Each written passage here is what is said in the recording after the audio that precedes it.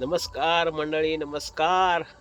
रात्र जाम थंडी आहे आणि या थंडीतनं माझ भेटू करायत माझे मित्र आशिष पारकर साहेब मालाडवरनं आलेत आणि आता नदीवर आलो.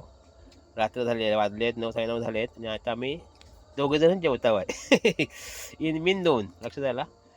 मग त्यासनी विचारूया गावच्या पद्धतीत म्हणजे जेवण कसं, म्हणजे ते पण गावचेच आहेत पण असं मुंबईत ना, म्हणून त्यांना जरा विचारूया कसं झालं आहे. तर दाखवतो मग जेवण काय दाखवतो. असं खाऊ पण काय खाल्लं होत नाही.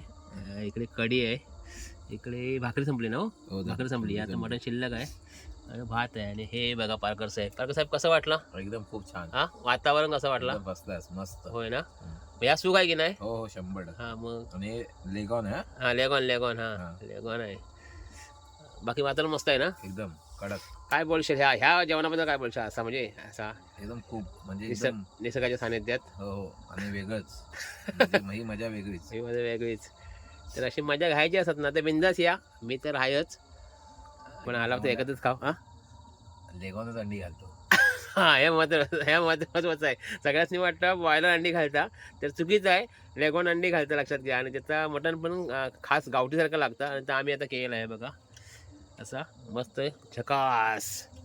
तर हे बघा काळोख बघा किती दाट काळोख आहे.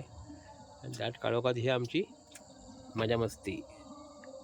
तर चला बाय बाय.